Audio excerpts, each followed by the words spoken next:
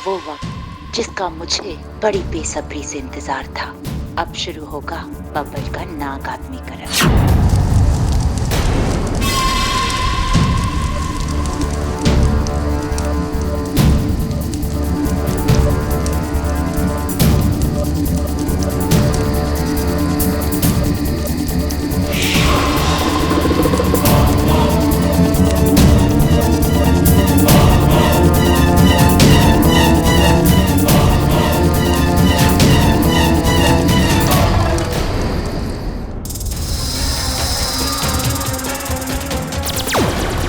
क्या हुआ माकू? कुछ पता चला?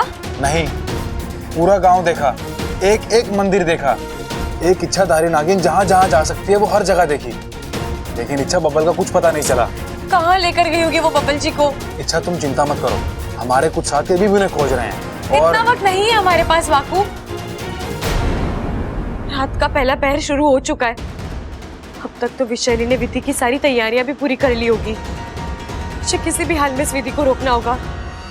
अगर आज विशैली कामयाब हो गई और बब्बल जी नाग बन गए तो एक परिवार अपना बेटा खो देगा। और मैं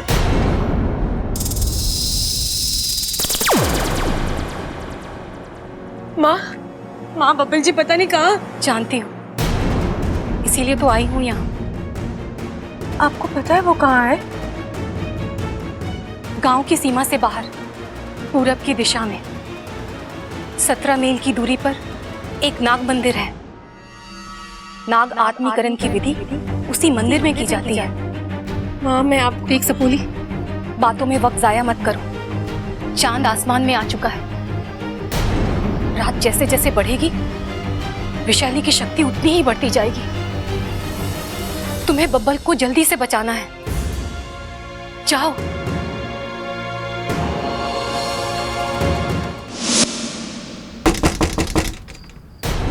इस घर के लोगों को दो पल की भी शांति नहीं है।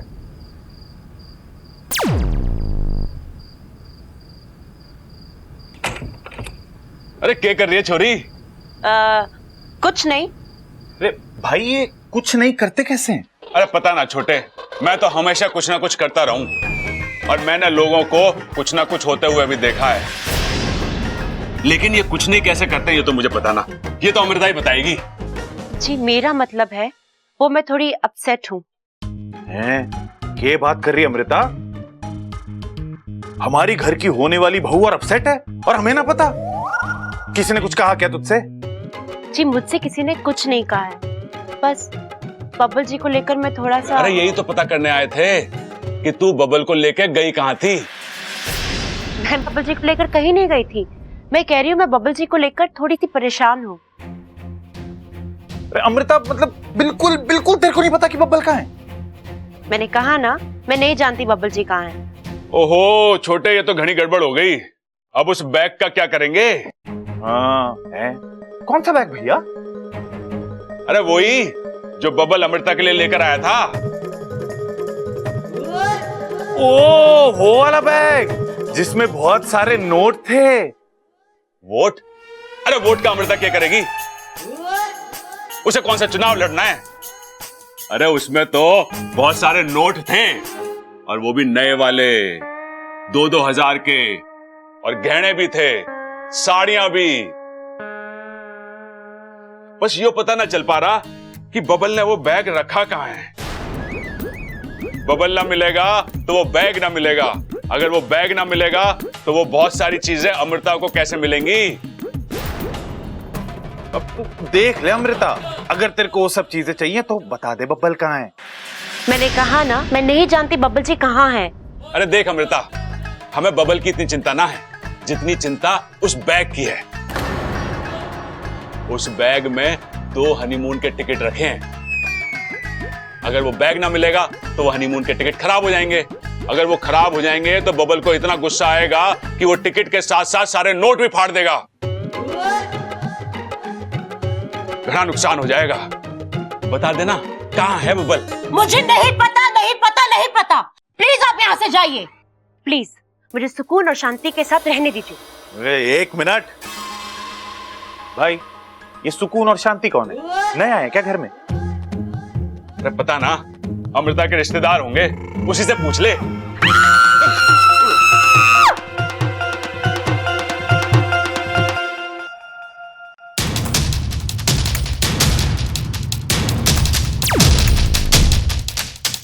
विशैली, आप जल्दी अपना काम निपटा के आ जाइए। मैं इन लोगों को और बर्दाश्त नहीं कर सकता।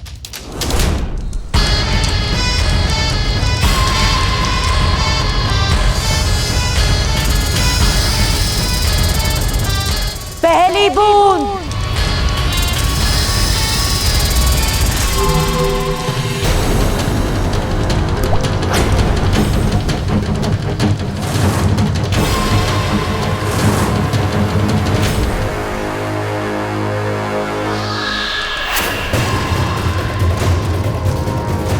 दूसरी बूंद।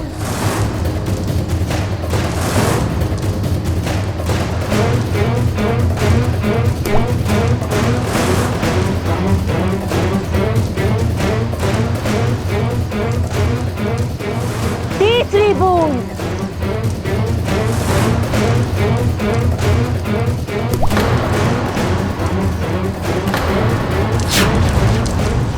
वाकू, वाकू वो देख वहां। चल चल।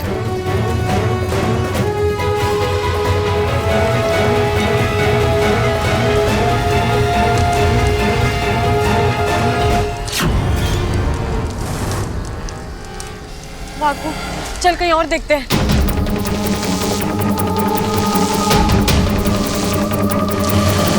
छठी बूंद।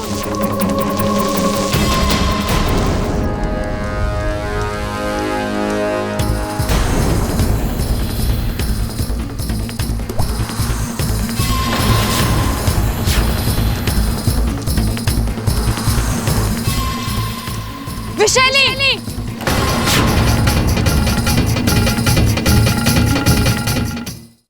विशैली, अपनी पूजा भी इसी वक्त रोक दो। तुमने आने में बहुत देर कर दी है इच्छा। पूजा खत्म हो चुकी है। देखो, नाग आत्मिकरण विधि खत्म होने वाली है और तुम चाहो भी तो इसे रोक नहीं पाओगे। बब्बल अब नाग बंद कर ही रहेगा। ऐसा कुछ नहीं होगा, हम ऐसा होने ही नहीं देंगे। बाबू!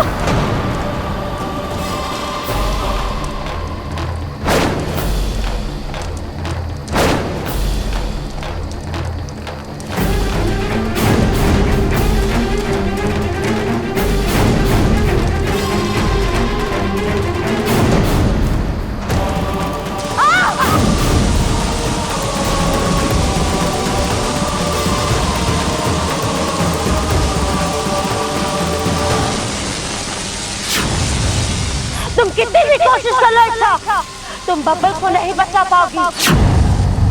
अब उसका बचना नामुमकिन है। वो देखो, आखिरी बूंद।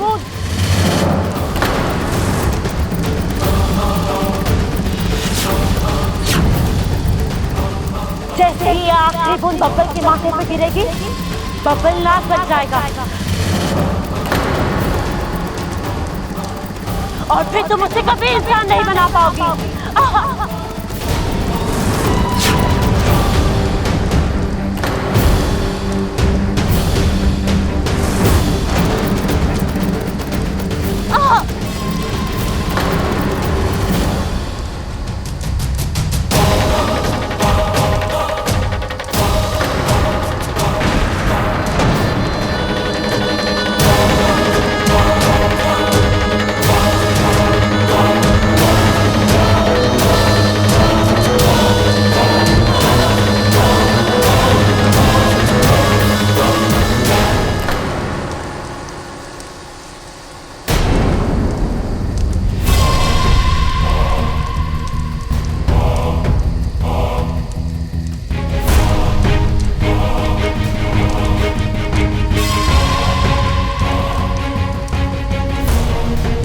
इच्छा,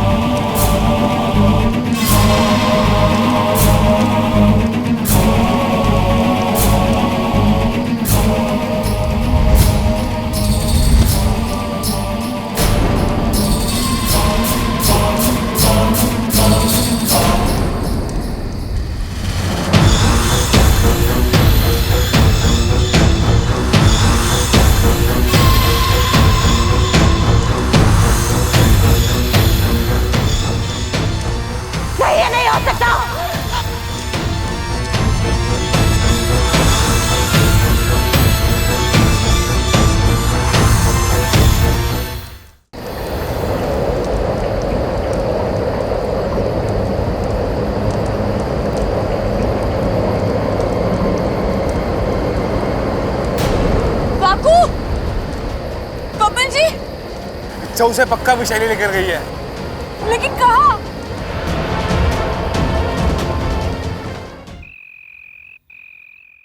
दादी, दादी, मैंने जो कहा था ना वही सच निकला। अमृता ही बब्बल जी को ले गई थी।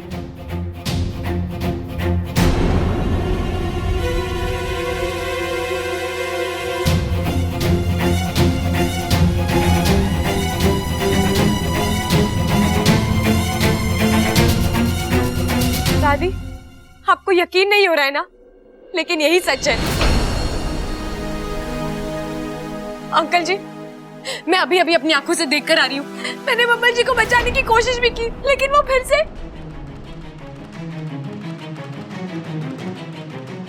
आंटी, आंटी कहिए ना इनसे, मेरा विश्वास करें, मैं सच बोल रही हूँ। हमारे पास वक्त बहुत ही कम है, बब्बल जी की जान खतरे में है। हमें जल्द से जल्द उन्हें अमृता के हाथ से बचाना है। आंटी,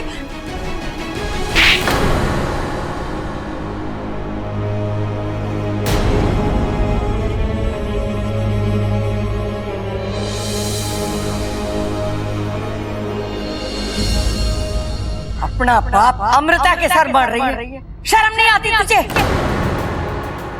चुप, एकदम चुप, कुछ नहीं सुना है हमें।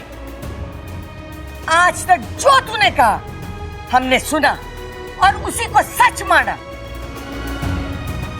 तेरी नीयत, तेरे इरादे सब खुलकर सामने आ गए। दादी, आप ये क्या बोल रही है? मुझे कुछ समझ में नहीं आ रहा। समझाती, मैं तुझे तेरी जबान में समझाती। रुक जा अमृता।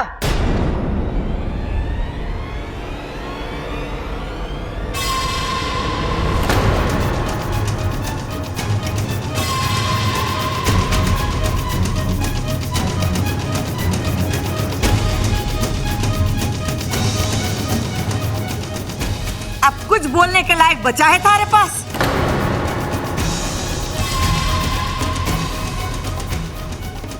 दादी, दादी ये यहाँ? हाँ, अमृता बबल को छुड़ा के लाइए हारे चुंगल से, हारे चुंगल से। मेरे दादी, मैंने क्या किया है? देखा खड़क, कितनी भोली बन रही है। आईना सामने है फिर भी सबूत मांग रही।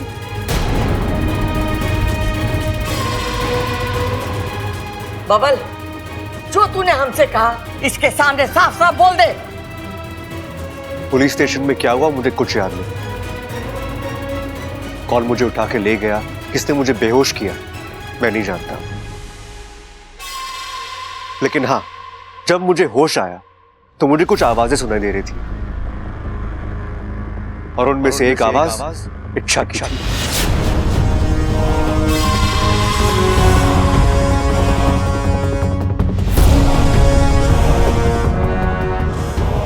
कह रही थी कि बब्बल जी को यहाँ पे कुछ और दिन रखते हैं ताकि सारा इल्जाम अमृता पे आ जाए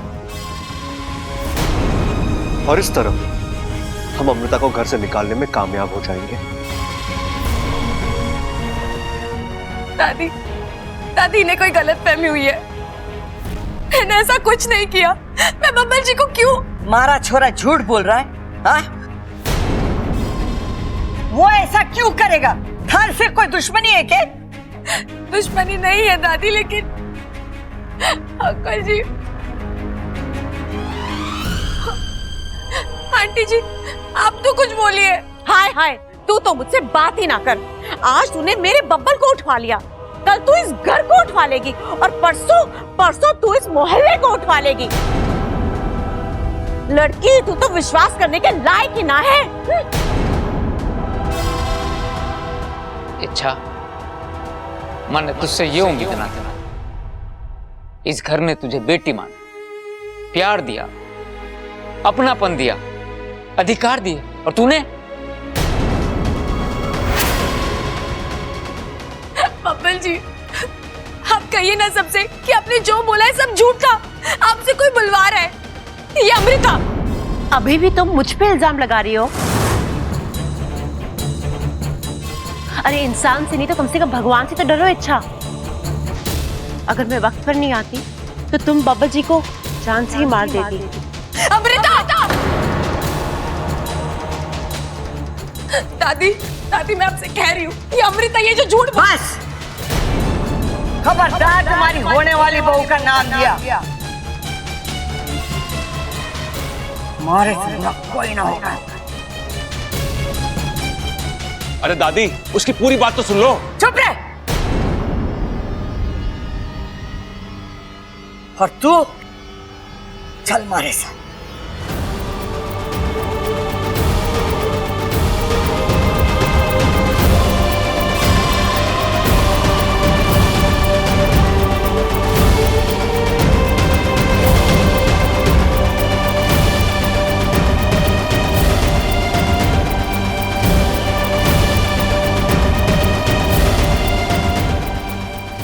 मारे से। दादी बात नहीं सुनिए। निकल जा मारे घर से।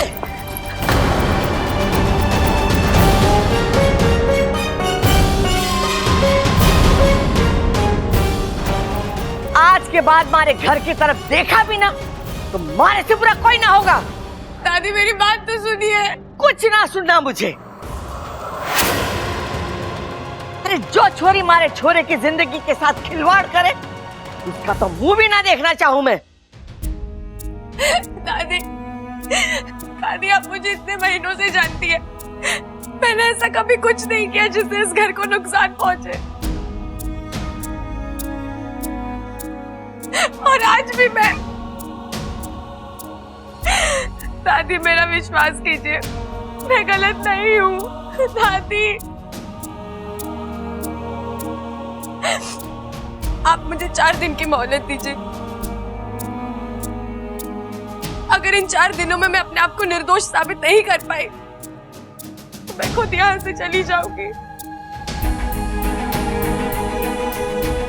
मुड़कर कभी इस घर को नहीं देखूंगी, इस परिवार की तरफ नहीं देखूंगी।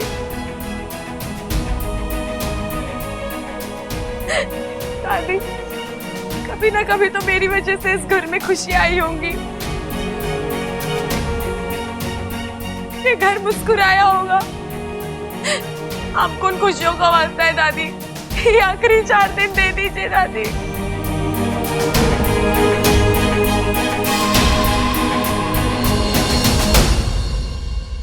ठीक है 4 दिन, सिर्फ 4 दिन।